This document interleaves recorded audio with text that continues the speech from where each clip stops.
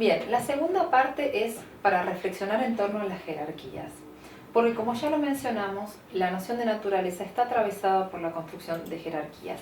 Y ustedes tienen un libro de Diegues precioso que se llama El mito moderno de la naturaleza intocada, donde, por más que tengan el libro completo, la obligación es leer nada más que una de las partes, donde él va a desarrollar precisamente la multiplicidad de visiones detrás de la noción misma de naturaleza y esta idea que la naturaleza construida a partir del modelo de parques nacionales tiene más que ver con el disfrute urbano que con las poblaciones. Es más, las poblaciones son muy problemáticas porque el espacio que se recorta como intocado demanda que no haya humanos.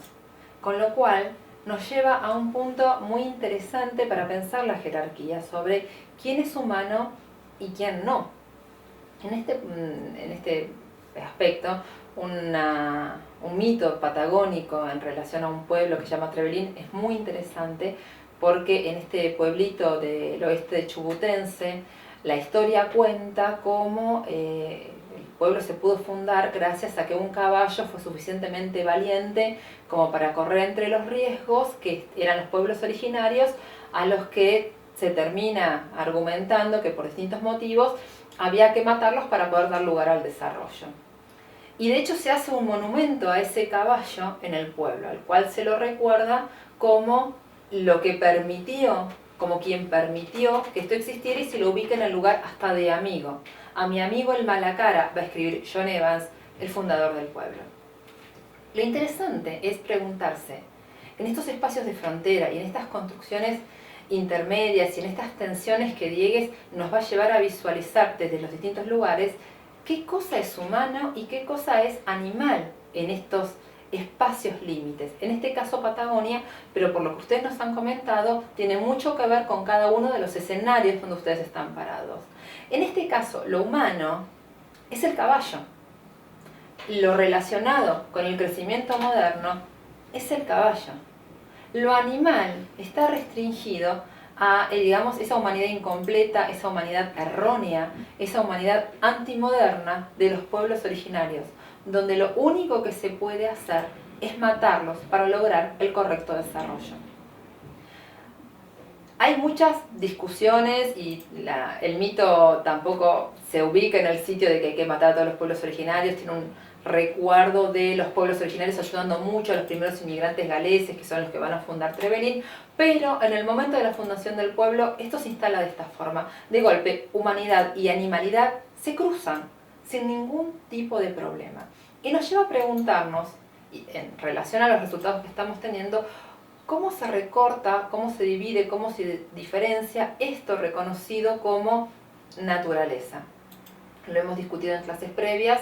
La modernidad incide mucho en la separación sociedad-naturaleza, y lo interesante es que en estas zonas límites la propia modernidad los confunde, los necesita confundir para dar lugar a estos órdenes desordenados de las periferias, que de hecho son la base susceptible para construir las dinámicas de apropiación, de concentración, de expoliación, que son un poco lo que estamos estudiando.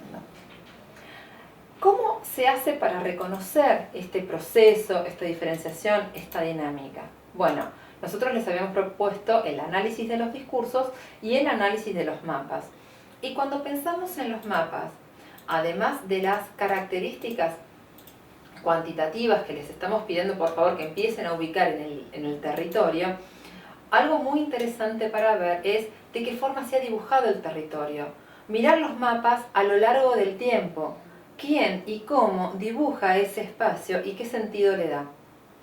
Una de las geógrafas más reconocidas en Argentina, Carla Lois, ha hecho un trabajo muy interesante en relación a lo que es el mapa de Argentina, que seguramente puede articularse con el análisis de mapas de otros lugares. Ella va a trabajar la forma en que el espacio argentino se fue remodelando entre el siglo XIX y el siglo XX.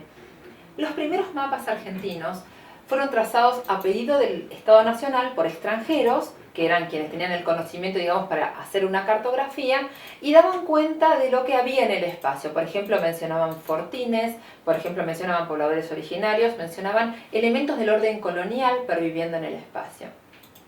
Y mencionaban espacios de usos mixtos. porque estaban tratando de caracterizar el espacio de acuerdo a su particular observación. ¿Qué pasa? En el siglo XX, cuando se tratan de delimitar bien los territorios, hay países extranjeros que utilizan esos mismos mapas hechos por Argentina para justificar por qué Argentina debía retroceder con sus exigencias de límites. En ese momento Argentina, el gobierno argentino, va a negar que esos mapas sean oficiales y va a rearmar una nueva cartografía ahora en clave militar. ¿Qué significa? Lo que se dibuja es el estado que se espera. Se dibujan los trenes, se dibujan las vías de telégrafo, la comunicación, las rutas, los pueblos ordenados según el reconocimiento del Estado Nacional. No hay más fortines, no hay más clasificación de población, no hay ninguno de esos tipos de referencia y no hay un solo mapa que se habilite por parte de Argentina que salga por fuera del Instituto Geográfico Militar. El mapa es una estrategia, es algo más. Lo que nos va a decir Carla Lois es: los mapas tienen la característica que busca el Estado. Comprender el espacio siempre está en el fondo, pero comprenderlo para dar cuenta de un pasado es lo que tenemos en los primeros mapas.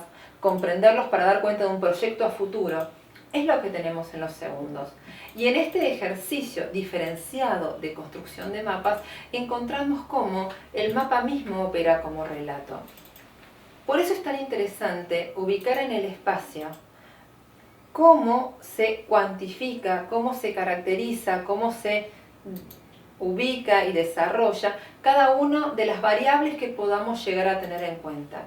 Por ejemplo, en algunos de los casos, cómo se urbaniza, o cómo se ubican los actores, o cuáles son las trayectorias, lo que sea como variable para mostrar entre los relatos que son de hecho los mapas, un contrarrelato, un mapa construido en una clave diferente. Todas las fuentes que manejamos están entrampadas en los discursos de poder y muchas veces están atravesadas muy fuertemente por estos elementos que nos sesgan muy duramente en la capacidad de poder tener una mirada crítica. Nos pasa acá, en nuestros intentos de hacer estudios binacionales. Es muy difícil estudiar el territorio binacional por la enorme impronta de las miradas nacionales y no nacionalistas puestas en el territorio. Por ejemplo, no tenemos actores compartidos. Ya lo había dicho Romero, en Chile se propicia la apropiación privada de todo y no se puede pensar absolutamente nada si no es a través de los actores privados. Esos son los actores centrales. En función de ellos se discute el Estado, otra institución o lo que sea.